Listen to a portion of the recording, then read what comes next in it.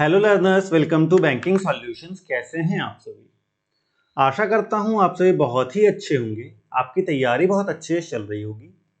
SBI clerk या junior associate के DV और मेडिकल के रिगार्डिंग आपका डाउट आ रहा था कि मेडिकल टेस्ट कौन कौन से कराना है। तो इस वीडियो में पूरा लिस्ट मैं आपको दे दूंगा कौन कौन से मेडिकल टेस्ट आपको कराने हैं और डीवी में क्या क्या डॉक्यूमेंट्स चाहिए होते हैं। अगर आपके पास वो डॉक्यूमेंट नहीं है तो आपको क्या करना होगा, सारा कोई डिटेल में आपको इस वीडियो में बताने वाला हूँ।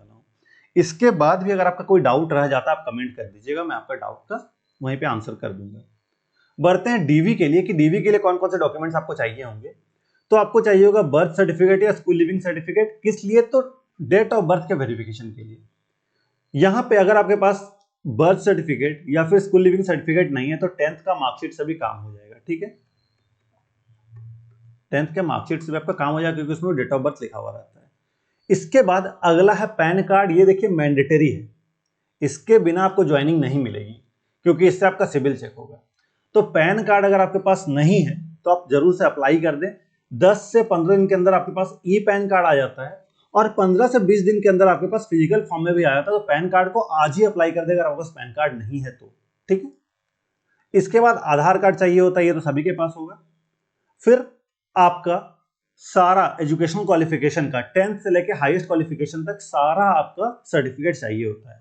अब यहाँ पे कुछ डाउट्स आते हैं स्टूडेंट्स के। एक ये कि मेरा किसी एक सेमेस्टर का मार्कशीट गुम हो गया तो मुझे क्या करना होगा।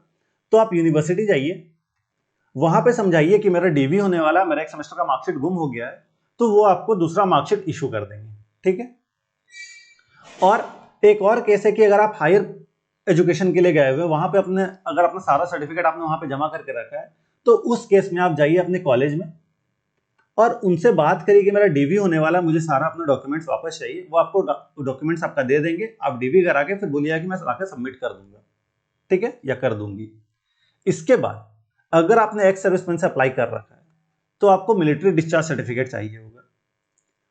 फिर बारी आती है कैरेक्टर सर्टिफिकेट की। इसका बहुत ज्यादा डाउट आता है कितने कैरेक्टर सर्टिफिकेट बनाने हैं, क्या करना है। तो इस वीडियो में डिटेल में आपको समझाता हूं। देखिए, character certificates either from 2 gazetted officers of government, या तो 2 गेजेटेड ऑफिसर से आपको अपना कैरेक्टर सर्टिफिकेट लेना होगा, या फिर एक किन्हीं गेजेटेड ऑफिसर से, एक बैंक के ऑफिसर से, और साथ ही साथ लास्ट कॉलेज या स्कूल आपने जो अटेंड किया है वहां से आपको अपना कैरेक्टर सर्टिफिकेट चाहिए होगा। वहां के हेडमास्टर या प्रिंसिपल का सिग्नेचर उसमें होना चाहिए।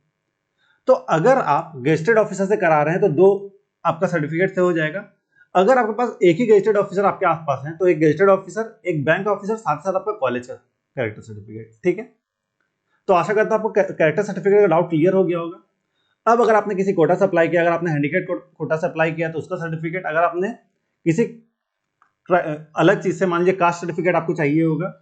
किस लिए चाहिए? तो आपको गवर्नमेंट ऑफ इंडिया से, मतलब सेंट्रल लेवल का आपको कास्ट सर्टिफिकेट चाहिए।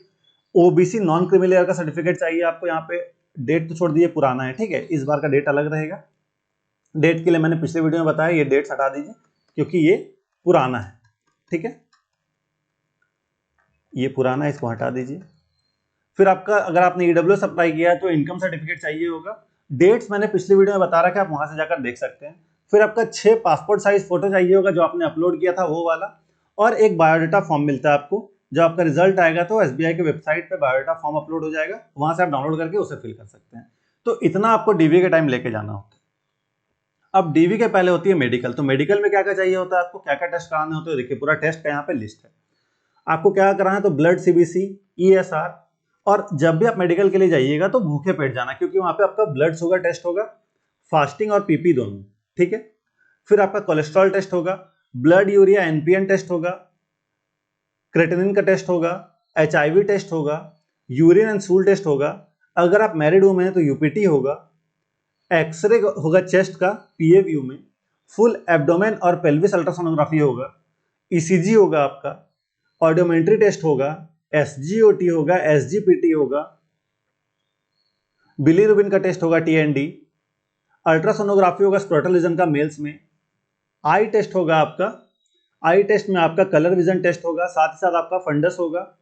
ठीक है, फिर आपका नियर विजन और डिस्टेंट विजन होगा, ग्लास के साथ और बिना ग्लासेस के साथ। ठीक है, दोनों ही में होगा, और आपका ग्लास का पावर भी चाहिए होगा।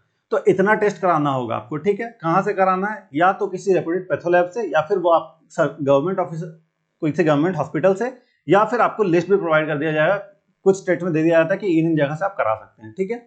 तो ये पूरा मेडिकल टेस्ट का भी है। कितना खर्चा आता है, तो लगभग 3,000 रुपए के आसपास मुझे लगता है खर्चा आता होगा इसमें, ठीक है। 3 से 4,000 में आपका आराम से सारा कुछ हो जाएगा। मैक्स में लेके जा रहा हूँ कि 3 तो मैक्स है, 3 साढ़े 3,000 में आपका पूरा मेडिकल टेस्ट हो जाएगा। अब एक सवाल कि क्या मेडिकल टेस्ट का सारा खर्चा रिम्बर्स होगा, तो ऐसा नहीं है, मेडिकल टेस्ट का खर्चा रिम्बर्स नहीं होगा, ठीक है। तो आशा करता हूं मैंने सारा डाउट आपका लिया होगा। इसके बाद भी अगर आपको कोई डाउट रह जाता है आप कमेंट करके पूछिएगा, मैं आपका डाउट का आंसर वहीं पे कर दूंगा। Thank you.